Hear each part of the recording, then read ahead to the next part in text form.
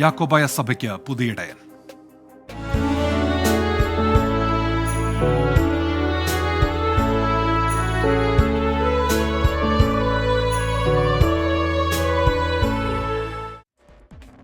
Lebanon താഴ്വരകളെ സാക്ഷിയാക്കി യാക്കോബായ സഭയ്ക്ക് പുതിയ ഇടയൻ. സഭയെ ഇനി ശ്രേഷ്ഠ ബസേലിയോസ് ജോസഫ് കാതോലിക്ക ബാവ നയിക്കും. അന്തോക്യ സിംഹാസന പാരമ്പര്യം ഉയർത്തിപ്പിടിച്ച് മുന്നോട്ടു പോകുമെന്ന് ശ്രേഷ്ഠ കാതോലിക്ക ബാവ വ്യക്തമാക്കി. ബെയ്റൂത്തിലെ അച്ചാനെ സെന്റ് മേരീസ് കത്തീഡ്രൽ പള്ളിയിൽ ഇഗ്നാത്തിയോസ് അപ്പറം രണ്ടാമൻ പാത്രിയർക്കീസ് ബാവയുടെ മുഖ്യ കാർമ്മികത്വത്തിൽ നടന്ന സ്ഥാനാരോഹണ ചടങ്ങിൽ അംശവടിയും മാലയും കൈമാറി ഇന്ത്യയുടെ ചുമതലകൾ ഏൽപ്പിച്ചു.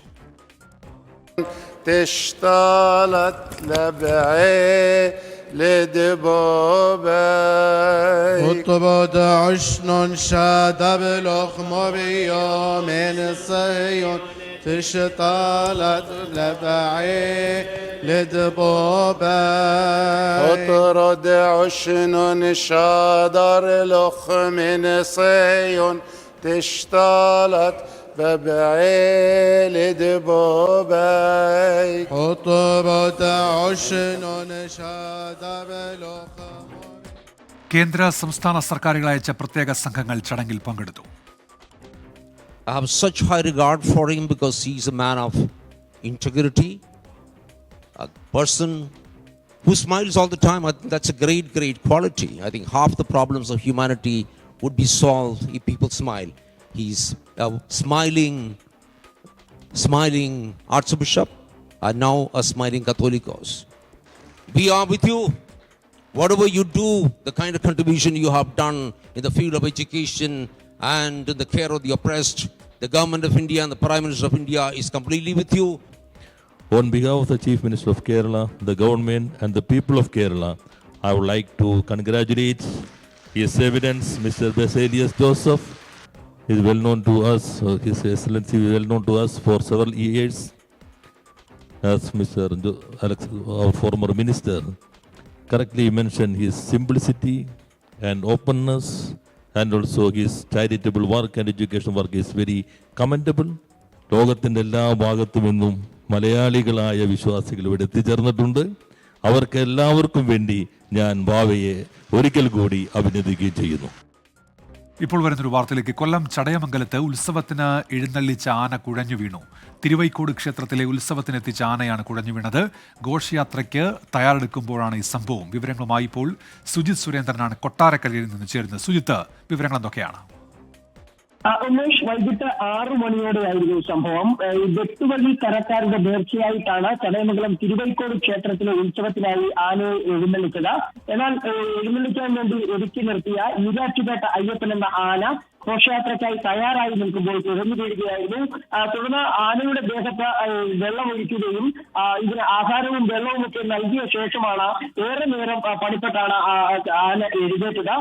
അതിനുശേഷം ആനയെ അരമണിക്കൂറിന് ശേഷം ആന എഴുന്നേറ്റെങ്കിലും തുടർന്ന് എലിഫന്റ് സ്ക്വാഡും മറ്റും ഇടപെട്ടുകൊണ്ട് ആനയെ എഴുന്നള്ളിക്കാൻ അനുവദിക്കാതിരിക്കുകയായിരുന്നു. ഏതായാലും ആനയ്ക്ക് ഇപ്പോൾ മറ്റു പ്രശ്നങ്ങളൊന്നുമില്ല എന്നാണ് അറിയാൻ കഴിയുന്നത്. ഉമേഷ്, ശരി, സുജിത് സുരേന്ദ്രനാണ് വിവരങ്ങൾ നൽകിയത്. കൊടകര കുഴൽപ്പണക്കേസിൽ കുറ്റപത്രം സമർപ്പിച്ച് എൻഫോഴ്സ്മെന്റ് ഡയറക്ടറേറ്റ്. തിരഞ്ഞെടുപ്പ് പ്രചാരണത്തിനായി പണം എത്തിച്ചത് BJPക്കല്ല എന്നാണ് കുറ്റപത്രത്തിൽ പറയുന്നത്. BJPക്ക് വേണ്ടി കള്ളപ്പണ ഇടപാട് നടന്നുവെന്ന കേസിൽ പോലീസിന്റെ കണ്ടെത്തൽ ED തള്ളി. എന്നാൽ ED തന്നെ മൊഴിയെടുക്കാൻ വിളിച്ചില്ലെന്ന് കേസിൽ 24ലൂടെ വെളിപ്പെടുത്തൽ നടത്തിയ BJP മുൻ ഓഫീസ് സെക്രട്ടറി തിരൂർ സതീഷ് പ്രതികരിച്ചു. ED രാഷ്ട്രീയം കളിക്കുന്നുവെന്നായിരുന്നു K സുധാകരന്റെ പ്രതികരണം. BJPയുടെ തെരഞ്ഞെടുപ്പ് പ്രചാരണത്തിന് വേണ്ടി എത്തിച്ച പണമല്ല കൊടകര കേസിലേത് എന്നാണ് കലൂർ PMLA കോടതിയിൽ സമർപ്പിച്ച EDയുടെ കുറ്റപത്രത്തിൽ വ്യക്തമാക്കുന്നത്. BJPക്ക് വേണ്ടി നടന്ന കള്ളപ്പണ ഇടപാടുകൾ അക്കമിട്ടു നിർത്തുന്ന പോലീസ് റിപ്പോർട്ട് ED തീർത്തും തള്ളി. എന്നാൽ BJPക്ക് പങ്കില്ലെന്ന് എന്തുകൊണ്ടാണ് ED പറയുന്നതെന്നും തന്റെ വെളിപ്പെടുത്തലിൽ ഇതുവരെയും മൊഴി പോലും രേഖപ്പെടുത്തിയിട്ടില്ല എന്നും BJP മുൻ ഓഫീസ് സെക്രട്ടറി തിരൂർ സതീഷ് പ്രതികരിച്ചു. ED ഇത് അന്വേഷിച്ചിട്ടുണ്ടോന്ന് എനിക്കറിയില്ല. ഞാൻ ഈ കാര്യങ്ങളെല്ലാം നിങ്ങളിലൂടെ വെളിപ്പെടുത്തിയിട്ട് ED ഇതുവരെ എന്നെ ബന്ധപ്പെട്ടിട്ടില്ല, എന്നോട് ചോദിച്ചിട്ടില്ല. ED രാഷ്ട്രീയം കളിക്കുന്നുവെന്ന് K സുധാകരൻ. ED രാഷ്ട്രീയം കളിക്കുകയാണ്. എല്ലാ അന്വേഷണത്തിന്റെ അകത്തും വെള്ളം ചേർത്ത് BJPയെയും സംരക്ഷിക്കുന്ന ഒരു സംവിധാനത്തിലൂടെയാണ് ഈ ഒരു സംവിധാനം നമ്മുടെ നാട്ടിൽ പോയിക്കൊണ്ടിരിക്കുന്നത് എന്നതിന്റെ അവസാനത്തെ തെളിവാണ് നിങ്ങളിപ്പോൾ ഈ പറഞ്ഞിരിക്കുന്ന ആരോപണം. ഇഡിയുടേത് രാഷ്ട്രീയ ദാസ്യപ്പണിയെന്ന് CPIM ജില്ലാ സെക്രട്ടറി KV അബ്ദുൽ ഖാദർ 24-നോട്. ഇപ്പോൾ കുറ്റപത്രം സമർപ്പിച്ചപ്പോൾ ഇതൊരു റോബറി കേസ് മാത്രമാണ്. ഇതിൻ്റെ കള്ളപ്പണ സോഴ്സ് അന്വേഷിച്ചിട്ടില്ല എന്ന് പറയുന്നത് ഈ കള്ളപ്പണ കേസുകളെക്കുറിച്ച് അന്വേഷിക്കാൻ നിയുക്തമായ ഒരു ഏജൻസിയുടെ രാഷ്ട്രീയ ദാസ്യവേലയുടെ ഏറ്റവും വലിയ തെളിവാണ്. കൊടകര കേസിലെ കുറ്റപത്രം മുൻനിർത്തി ഇഡിയുടെ വിശ്വാസ്യത ചോദ്യം ചെയ്യാനാണ് LDFന്റെ നീക്കം. 24 തൃശൂർ. മുണ്ടക്കെ ചുരൽമല പുനരധിവാസത്തിനായുള്ള ടൗൺഷിപ്പ് നിർമ്മാണത്തിന് കൽപ്പറ്റ എൽസ്റ്റൺ എസ്റ്റേറ്റിലെ 78.73 ഹെക്ടർ ഭൂമി സർക്കാർ ഏറ്റെടുത്തു. 26 കോടി രൂപ ഹൈക്കോടതിയിൽ കെട്ടിവെച്ചാണ് ഔദ്യോഗിക ഏറ്റെടുക്കൽ. മറ്റന്നാൾ മുഖ്യമന്ത്രി പിണറായി വിജയൻ ടൗൺഷിപ്പിന് തറക്കല്ലിടും. വയനാട് MP പ്രിയങ്ക ഗാന്ധി ചടങ്ങിൽ പങ്കെടുക്കും. പുനരധിവാസ ടൗൺഷിപ്പിലെ ഒന്നാം ഘട്ട ഗുണഭോക്തൃ പട്ടികയിൽ ഉൾപ്പെട്ട 242 പേരും സമ്മതപത്രം കൈമാറി. ഭൂമി ഏറ്റെടുക്കാൻ ഹൈക്കോടതി അനുമതി ലഭിച്ചതോടെയാണ് നടപടികൾ വേഗത്തിലായത്. 26 കോടി രൂപ കോടതിയിൽ കെട്ടിവെച്ചതോടെ ഔദ്യോഗികമായി എൽസ്റ്റൺ എസ്റ്റേറ്റ് ഏറ്റെടുക്കൽ പൂർത്തിയായി. 27-ാം തീയതി വൈകുന്നേരം 4 മണിക്ക് തന്നെ ബഹുമാനപ്പെട്ട മുഖ്യമന്ത്രി ശ്രീ പിണറായി വിജയൻ അവിടെ ആരംഭിക്കാൻ പോകുന്ന എൽസ്റ്റോണിൽ ആരംഭിക്കാൻ പോകുന്ന ടൗൺഷിപ്പിന് ഔപചാരികമായിട്ടുള്ള തുടക്കം കുറിക്കും എന്നുള്ളതാണ്. ഭൂമി ഏറ്റെടുക്കുമ്പോൾ കുടിയൊഴിയേണ്ടി വരുന്ന എസ്റ്റേറ്റിലെ കുടുംബങ്ങൾക്ക് ആനുകൂല്യങ്ങൾ ലഭ്യമാക്കുന്ന കാര്യത്തിൽ ഹൈക്കോടതിയെ നിലപാട് അറിയിക്കുമെന്ന് ജില്ലാ കളക്ടർ DR മേഘശ്രീ. PF തുക, മറ്റുള്ള തുക എന്തൊക്കെയാണ്, മറ്റുള്ള ലൈബിലിറ്റീസ് എന്തൊക്കെയാണ്, അത് നമ്മൾ കോടതിയുടെ ശ്രദ്ധയിൽ കൊണ്ടുവന്നിട്ടുണ്ടായിരുന്നു. അപ്പോൾ കൊടുക്കുന്ന പൈസയിൽ ഈ അമൗണ്ടും മൈനസ് ആക്കി ഇത് നേരിട്ട് തൊഴിലാളികൾക്കും മറ്റുള്ളതും ഓണർസിനും കൊടുക്കണം എന്ന ഒരു റിക്വസ്റ്റ് നമ്മൾ കോടതിനെ പറഞ്ഞിട്ടുണ്ട്. മറ്റന്നാൾ വൈകിട്ടാണ് തറക്കല്ലിടൽ നടക്കുന്നത്. എൽസ്റ്റൺ എസ്റ്റേറ്റിൽ ഒരുക്കങ്ങൾ തുടങ്ങിയിട്ടുണ്ട്. പ്രിയങ്ക ഗാന്ധി MP ചടങ്ങിൽ പങ്കെടുക്കും. ഹൈക്കോടതിയുടെ അന്തിമ അനുമതി ലഭിച്ചാൽ വീടുകളുടെ നിർമ്മാണം ഡിസംബറിൽ പൂർത്തിയാക്കാൻ കഴിയുമെന്നാണ് നിർമ്മാണ ചുമതലയുള്ള ഊരാളുങ്കൽ ലേബർ സൊസൈറ്റി വ്യക്തമാക്കുന്നത്. 24 വയനാട്. മുണ്ടക്കെ ചുരൽമല ദുരന്ത നിവാരണത്തിന് കേന്ദ്ര സഹായം നൽകിയില്ല എന്ന കേരള MP-മാരുടെ ആരോപണങ്ങൾക്ക് മറുപടിയുമായി കേന്ദ്ര ആഭ്യന്തരമന്ത്രി അമിത്ഷാ ദുരന്തമുണ്ടായ ഉടൻ NDRF-ൽ നിന്ന് 215 കോടി അയച്ചു. 50,000 ചോദിച്ചു, 5,000 കിട്ടിയുള്ളൂ എന്ന് പറയുന്നതിൽ കാര്യമില്ല. 50 പൈസ പോലും വെട്ടിക്കുറയ്ക്കില്ല. ചട്ടങ്ങൾക്കനുസരിച്ചാണ് കേന്ദ്രം പണം നൽകുന്നതെന്നും ലോക്സഭയിൽ അമിത്ഷാ പറഞ്ഞു. उसमें से 2438 करोड़ का दिया है. नॉर्म्स के हिसाब से 5,000 करोड़ बनता है और 50,000 करोड़ का आप करोगे. हमने 50,000 करोड़ मांगा था, 5,000 करोड़ दिया. अरे भाई मांगा ज्यादा था, आपका बनता नहीं है. और ये नॉर्म्स अगर किसी को नहीं, वैसे तो साइट पर है, नहीं है तो मुख्यमंत्री जी मुझे पत्र लिखे, मैं तुरंत पर्सनल मैसेंजर से उनको भेज दूंगा.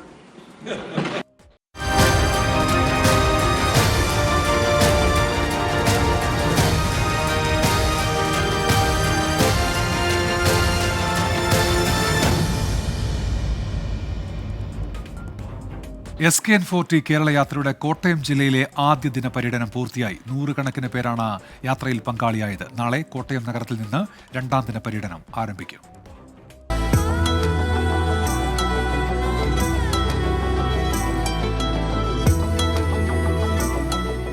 ലഹരിവിരുദ്ധ സന്ദേശം ജനമനസ്സുകൾ ഊട്ടിയുറപ്പിച്ചാണ് കോട്ടയം ജില്ലയിലെ ആദ്യ ദിന പര്യടനം പൂർത്തിയായത്. വൈക്കത്ത് നിന്ന് ആരംഭിച്ച പര്യടനം ചങ്ങനാശ്ശേരിയിൽ അവസാനിച്ചു.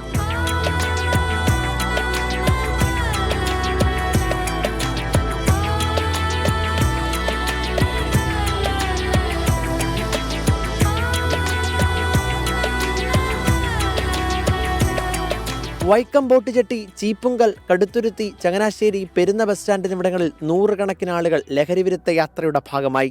ഞാൻ ഈ യാത്ര തിരുവനന്തപുരത്ത് നിന്ന് ആരംഭിക്കുമ്പോൾ ഞാൻ വിചാരിച്ചു കേരളത്തിലെ ചില സ്ഥലങ്ങളിലൊക്കെ തന്നെ ഈ ചില MDMA പോലുള്ള രാസലഹരി വിൽക്കുന്നുണ്ട്, കുറേ കുട്ടികൾ കഞ്ചാവ് വലിക്കുന്നുണ്ട്, അപ്പോൾ പോലീസ് അതൊക്കെ നോക്കുന്നുണ്ട്, എക്സൈസ് റെയ്ഡ് ചെയ്യുന്നുണ്ട് എന്നൊക്കെ ആയിരുന്നു.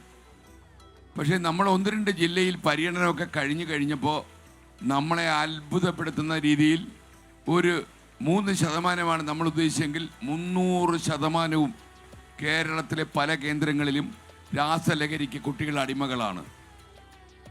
നമുക്ക് ഏറ്റവും മനസ്സിലാകാതെ പോകുന്ന കാര്യം, ചെറിയ ചെറിയ കുട്ടികൾ, അതായത് 7ാം ക്ലാസ്സിലും 8ാം ക്ലാസ്സിലും പഠിക്കുന്ന കുട്ടികൾ പോലും MDMA എന്ന് പറഞ്ഞാൽ അവർക്കൊരു ലഹരിയാണ്. ലഹരിക്കെതിരായ പ്രതിജ്ഞ ഉറക്കെ പറഞ്ഞ് കടുത്തുരുത്തി സെന്റ് മൈക്കിൾ സ്കൂളിലും കേരള യാത്ര എത്തി. എന്റെ കേരളം എനിക്കെന്നും അഭിമാനം. സമൂഹത്തിലെ ദുഷ്പ്രവണതകൾ എന്നെ ആശങ്കപ്പെടുത്തുന്നു. അന്യ സംസ്ഥാനത്ത് നിന്ന് ഇതൊരു അച്ചുതണ്ട് പോലെ പ്രവർത്തിച്ച് അച്ചുതണ്ട് നിയന്ത്രിക്കുന്ന ഏറ്റവും വലിയ സംഘടിത ശക്തികളുടെ താഴ്മയിൽ നമുക്ക് അറുത്തു വീഴ്ത്തണം. വിദേശ നാടുകളിൽ നിന്ന് കേരളത്തിന്റെ മുകളിൽ ഒരു ഡെമോക്രസിയുടെ വാട് പോലെ കുതിക്കിടക്കുന്ന ഈ MDMA-യുടെ വെല്ലുവിളി എന്നേക്കുമായി ഇല്ലാതെയാകണം.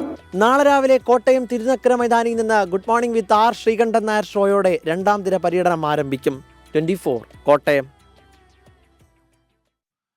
24 chief editor R Sreekandan Nair. ലഹരിക്കും അക്രമത്തിനുമെതിരെ നടത്തുന്ന കേരള യാത്രയുടെ പൂർണ്ണരൂപം പ്രേക്ഷകർക്ക് കാണാം.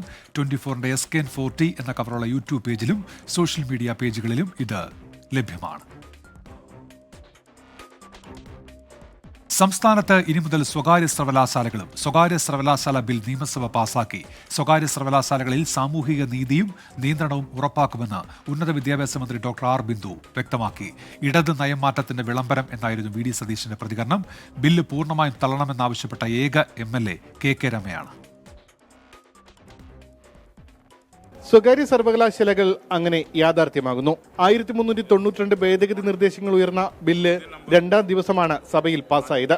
ആഗോളതലത്തിലുള്ള മത്സരാധിഷ്ഠിത സമൂഹത്തിൽ പിടിച്ചു നിൽക്കാൻ കഴിയുന്ന വിധത്തിൽ കേരളീയ സമൂഹത്തെ രൂപപ്പെടുത്തിയെടുക്കുക എന്നുള്ളത് തന്നെയാണ്. ഒരു വൈജ്ഞാനിക സമൂഹം എന്ന ദിശയിലേക്ക് അതിവേഗം നീങ്ങുക എന്നുള്ളത് തന്നെയാണ് ലക്ഷ്യം.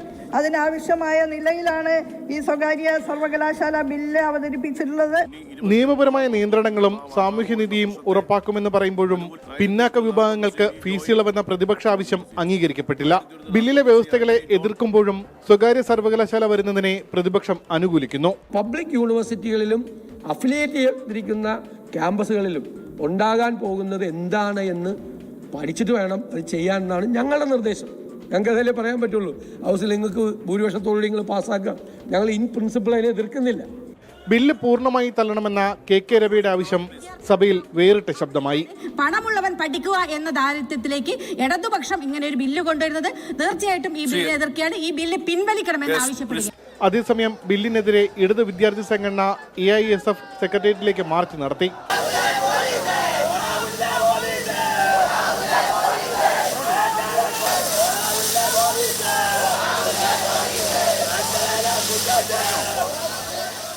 ഇനി ഗവർണറുടെ അംഗീകാരം കൂടി ലഭിച്ചാൽ ബില്ല് നിയമമായി നിലവിൽ വരും. 24 തിരുവനന്തപുരം. 24 ഓൺ ടോപ്പിലേക്ക് തിരികെ. കേരളത്തിന് എയിംസ് അനുവദിക്കുന്നതിൽ വ്യക്തമായ മറുപടി നൽകാതെ കേന്ദ്ര ആരോഗ്യമന്ത്രി JP നഡ്ഡ. കേരളത്തിന് എയിംസ് അനുവദിക്കുന്നതിൽ തടസ്സങ്ങളൊന്നുമില്ലെന്നും എന്നാൽ പ്രാദേശിക അസന്തുലിതാവസ്ഥ പരിഹരിക്കുകയാണെന്നും മന്ത്രി വ്യക്തമാക്കി. പരിഗണനാക്രമം അനുസരിച്ച് അനുവദിക്കുമെന്ന രാജ്യസഭയിലെ മന്ത്രിയുടെ വിശദീകരണത്തിൽ ഇടത് MPമാർ പ്രതിഷേധിച്ചു. ദീർഘകാലമായുള്ള കേരളത്തിന്റെ ആവശ്യമാണ് എയിംസ്. കേരളത്തിന് എയിംസ് അനുവദിക്കാൻ എന്താണ് തടസ്സം? എപ്പോൾ അനുവദിക്കും? രാജ്യസഭയിൽ P. സന്തോഷ് കുമാർ MPയാണ് ചോദ്യമുന്നയിച്ചത്. കേരളത്തിന് എയിംസ് അനുവദിക്കാൻ തടസ്സങ്ങളില്ല. പ്രാദേശിക അസന്തുലിതാവസ്ഥ ഇല്ലാതാക്കാനാണ് ശ്രമമെന്നും JP നഡ്ഡ. ഗുണനിലവാരമുള്ള ആശുപത്രികളില്ലാത്തിടങ്ങളുടെ പരിഗണനാക്രമത്തിൽ എയിംസ് അനുവദിച്ചു വരികയാണെന്നും മന്ത്രി. എയിംസ് എപ്പോൾ അനുവദിക്കുമെന്ന കാര്യത്തിൽ ആരോഗ്യമന്ത്രി കൃത്യമായ മറുപടി നൽകിയില്ല. ഇതോടെ ഇടതംഗങ്ങൾ പ്രതിഷേധിച്ചു. കേരളത്തിൽ നിന്നുള്ള അംഗങ്ങളെ ചായ സത്കാരത്തിന് വിളിക്കൂവെന്ന് JP നഡ്ഡയോട് സഭാധ്യക്ഷൻ ജഗ്ദീപ് ധൻഖർ നിർദ്ദേശിച്ചു. ചായ സത്കാരമല്ല എയിംസ് ആണ് വേണ്ടതെന്ന് സന്തോഷ് കുമാർ MP മറുപടി നൽകി. എയിംസ് ആവശ്യത്തിൽ പാർലമെന്റ് സമ്മേളനത്തിന് ശേഷം കേന്ദ്ര സംഘം കേരളം സന്ദർശിക്കുമെന്ന് ആരോഗ്യ സെക്രട്ടറിയുമായുള്ള കൂടിക്കാഴ്ചയ്ക്ക് ശേഷം കഴിഞ്ഞ ദിവസം പ്രത്യേക പ്രതിനിധി KV തോമസ് അറിയിച്ചിരുന്നു. 24 ഡൽഹി. യാക്കോബായ സഭയുടെ പുതിയ ഇടയനായി ബസേലിയോസ് ജോസഫ് കാതോലിക്ക സ്ഥാനമേൽക്കുമ്പോൾ കരിങ്ങാച്ചിറ സെന്റ് ജോർജ് കത്തീഡ്രൽ പള്ളിയിൽ വലിയ ആഘോഷത്തിലായിരുന്നു വിശ്വാസികൾ. ബസേലിയോസ് ജോസഫ് കാതോലിക്ക ബാവയുടെ ഇടവക പള്ളിയാണിത്. ആൻമരിയ തയ്യാറാക്കിയ റിപ്പോർട്ടിലേക്ക്. യാക്കോബായ സഭയെ സംബന്ധിച്ചിടത്തോളം ഏറെ സന്തോഷകരമായ ഒരു നിമിഷമാണ് ഉണ്ടായിരിക്കുന്നത്. യാക്കോബായ സഭയ്ക്ക് ഒരു പുതിയ ഇടയൻ ഇപ്പോൾ സ്ഥാനാരോഹണം പൂർത്തിയായിരിക്കുകയാണ്. ചടങ്ങുകളെല്ലാം പൂർത്തിയായിരിക്കുകയാണ്. അവരെ സംബന്ധിച്ചിടത്തോളം ഏറെ സന്തോഷകരമായിട്ടുള്ള ഒരു നിമിഷമാണ്. സഭയോടൊപ്പം ചേർന്ന് നിന്നിരുന്ന ഒരാള്, സഭയെ ചേർത്ത് പിടിച്ച ഒരാള്, പല പ്രതിസന്ധി ഘട്ടങ്ങളിലും സഭയോടൊപ്പം ഉണ്ടായിരുന്ന ഒരാൾ തന്നെ തങ്ങളുടെ പുതിയ ഇടയനായിട്ട് വരുമ്പോൾ ഏറെ പ്രതീക്ഷയോടുകൂടിയാണ് വിശ്വാസി സമൂഹം ഒന്നടക്കമുള്ളത്. ഈ ലെബനിൽ നടന്ന സ്ഥാനാരോഹണ ചടങ്ങുകൾ കേരളത്തിലെ ഒട്ടുമിക്ക എല്ലാ പള്ളികളിലും ലൈവ് സ്ട്രീമിംഗോട് കൂടി നടത്തുന്നുണ്ടായിരുന്നു. അത് കാണുന്നതിന് വേണ്ടിയിട്ട്, ഈ ചടങ്ങുകൾ വീക്ഷിക്കുന്നതിന് വേണ്ടിയിട്ട് നിരവധി ആളുകളാണ് ഇവിടേക്ക് എത്തിച്ചേർന്നിട്ടുള്ളത്. നമ്മൾ നിൽക്കുന്ന കരിങ്ങാച്ചിറ പള്ളിയിൽ വലിയ ചടങ്ങുകളാണ് ഉണ്ടായിരുന്നത്. ആദ്യം പ്രാർത്ഥനാ ചടങ്ങുകൾ ഉണ്ടായിരുന്നു, തിരിതെളിയിച്ചുകൊണ്ട് പ്രാർത്ഥനാ ചടങ്ങുകൾ ഉണ്ടായിരുന്നു. അതിനുശേഷം ഈ ചടങ്ങുകളെല്ലാം പൂർണ്ണമായിട്ടും അവർ കണ്ടു. ഇപ്പോൾ ഏറെ സന്തോഷത്തിന്റെ ആ ഒരു നിമിഷത്തിലേക്കാണ് വന്നിരിക്കുന്നത്. ഫാദർ, നമ്മുടെ സഭയ്ക്ക് പുതിയൊരു ഇടയൻ, സഭയെ സംബന്ധിച്ചിടത്തോളം ഫാദർ ഉടനീളം പറയുന്നുണ്ടായിരുന്നു, ഒരു എല്ലാ പ്രതിസന്ധി ഘട്ടങ്ങളിലും കൂടെ നിന്നൊരാള് ഇപ്പോൾ പുതിയ ഇടയനായിട്ട് വരുമ്പോൾ എങ്ങനെ കാണുന്നു ഈ നിമിഷത്തെ? തീർച്ചയായിട്ടും ഞങ്ങൾക്കെല്ലാം വളരെ സന്തോഷവും ആനന്ദവുമുണ്ട്. അത് ഇവിടെ നിൽക്കുന്ന എല്ലാവരുടെ മുഖത്തും നമുക്ക് കാണുവാനായിട്ട് സാധിക്കും. ഒരു ഘട്ടത്തില് ഈ വാഴ്ച നടക്കുമെന്ന് ഒരു പ്രതിസന്ധി സഭയിലെ മക്കൾക്കുണ്ടായിരുന്നു. അതിനെല്ലാം തൃണവൽക്കരിച്ചുകൊണ്ട് ദൈവത്തിന്റെ ഇടപെടലുകൊണ്ട് ഏറ്റവും ശ്രേഷ്ഠമായ രീതിയിൽ ലെബനോനിലെ അച്ചാനയിലെ സെന്റ് മേരീസ് കത്തീഡ്രൽ വെച്ച് സ്ഥാനാരോഹണ ശുശ്രൂഷ പൂർത്തീകരിക്കുകയാണ്. ഇതോടെ 24 പൂർത്തിയാവുകയാണ്.